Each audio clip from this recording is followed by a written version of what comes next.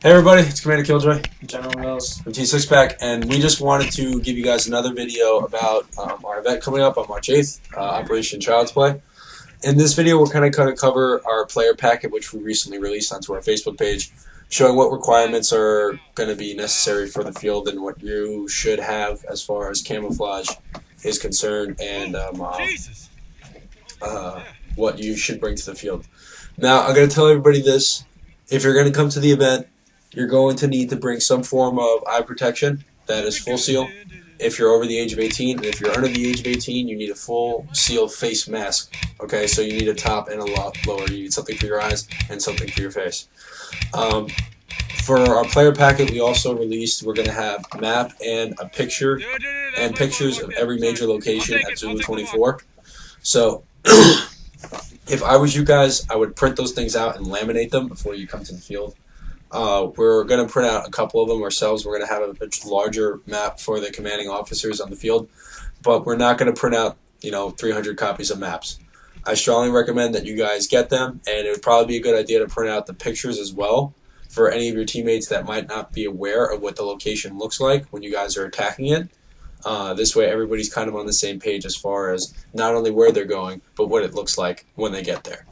The next important thing, that this is an update from our previous video, guys, is you need to bring a radio. Radios are a requirement. We're kind of talking in the process of right now of possibly having a generator at the field so people can charge their radios.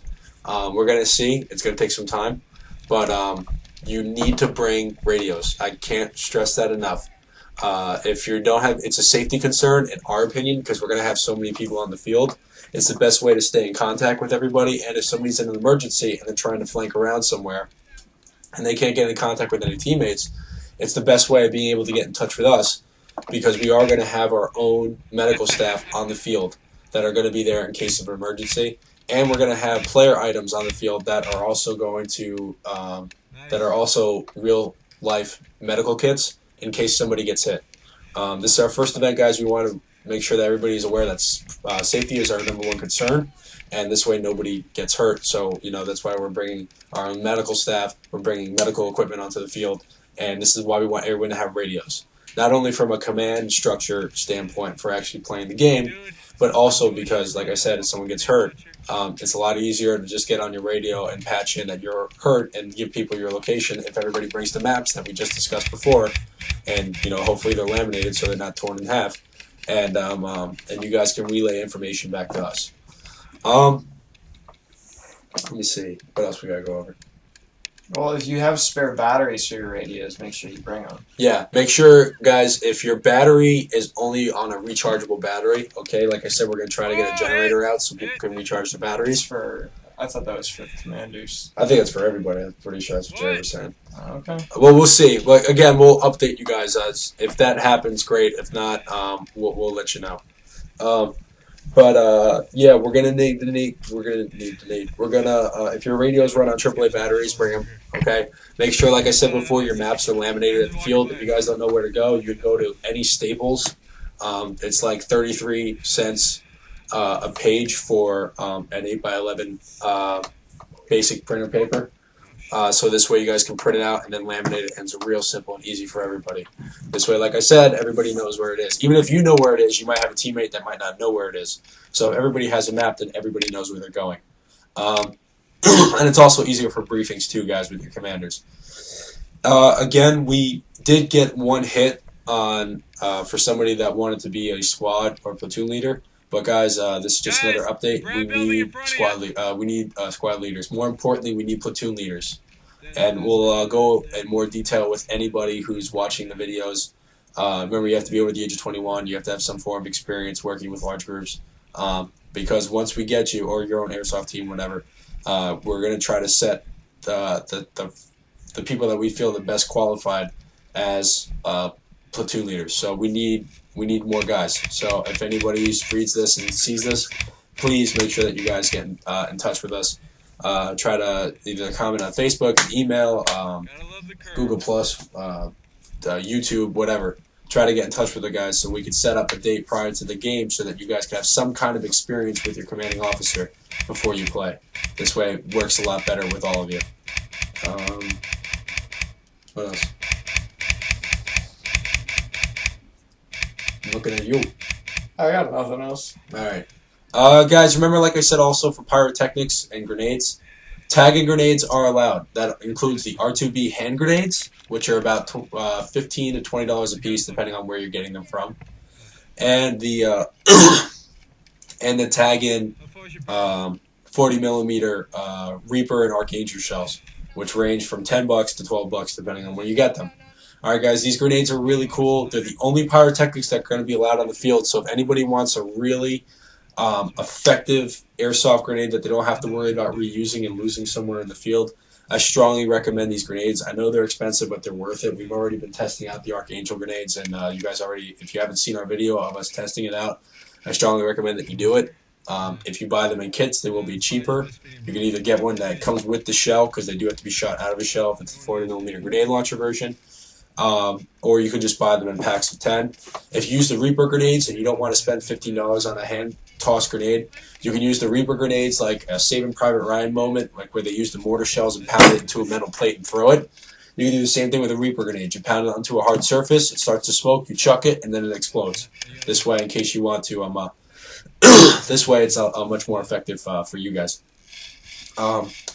If you guys are wondering what the cost is for the only free distributors that have them in the United States, if you're wondering at all what they are, you can check out our Facebook page. I made an Excel spreadsheet of basically the different costs for all the different categories of 40 millimeter and R2B grenades between Airsoft Outlet Northwest, Airsplat, and Extreme Airsoft in Texas. These are the locations that sell them. If you do order them, I would strongly recommend ordering them over the phone, because I know some of the websites were having problems between the three. I don't remember which ones, but I would just order it over the phone, because you also are going to have to deal with hazard shipping. It's probably best just to get in contact with those people in person. Again, guys, just dress accordingly. Make sure that, remember, we have the camo sets that are going to be already on the player packet. So if you want to verify and look at an updated sheet of what is allowed and what isn't allowed, please check the player packet requirement for whatever team you're gunning for.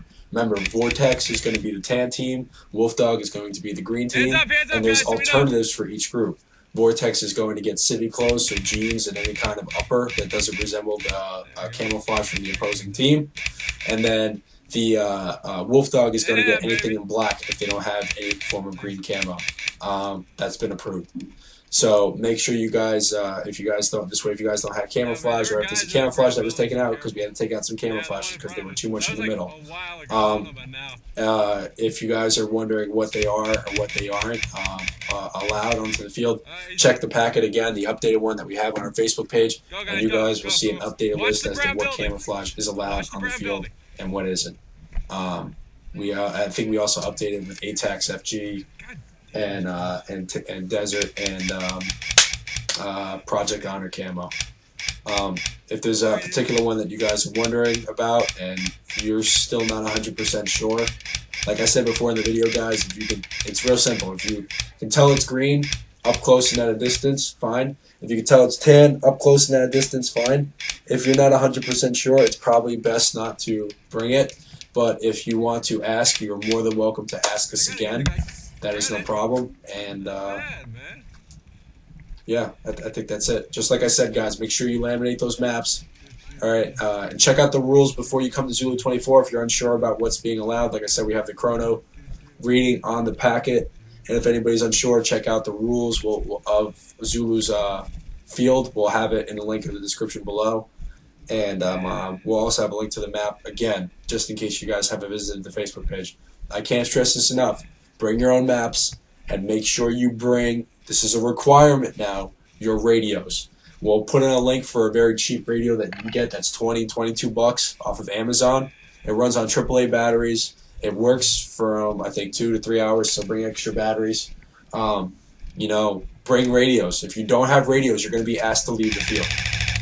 I know that's harsh, but that's the rules. And we will be expecting kits. You guys will be meeting every single soldier, and you'll be making sure that everybody has a radio. We're going to set up a table for the Vortex Commander. We're going to set up a table for the Wolfdog Commander. And you guys will be meeting your commanders before you guys go out into the field. And you will be asked to bring your radio in front of them so that they know for a fact that you have it. If I was you guys and you're worried about teammates not having radios, if you brought those 2 packs or 3 packs or 4 packs and it's only a $20 radio, bring the radio. Because you don't know if your radio might go down or somebody else's radio might go down. And, you know, if it's only $20 for a radio, that's not the end of the world, dude. You know, you lose a radio, you just lost $10. It's not that bad. So that's, I think, the final point that I wanted to make. If you're gonna bring smoke grenades, they have to be Cold pull smoke. ring. What? They have to be pull ring, which is cold smoke. It means you can't light a fuse to set it off. Yeah. We recommend the Enola Gay smoke grenades, guys. Those work very well. I think you used those before in the past. They're okay. Some of them have lit, some of them haven't. Yeah. Well, it also depends because there's also the big ones that they have, which like really smoke up an area. Depends on what you're spending money on. Again, guys, buying the tag and stuff and the Enola Gay stuff, it's not gonna be cheap. It's gonna be costly, but it's gonna be well worth it.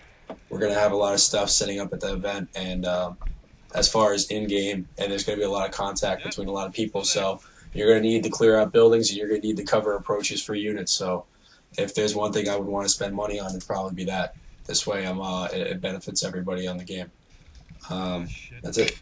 Yeah. Alright, guys. As always, drop your bags, clear your barrel, and we'll see you next time on the field.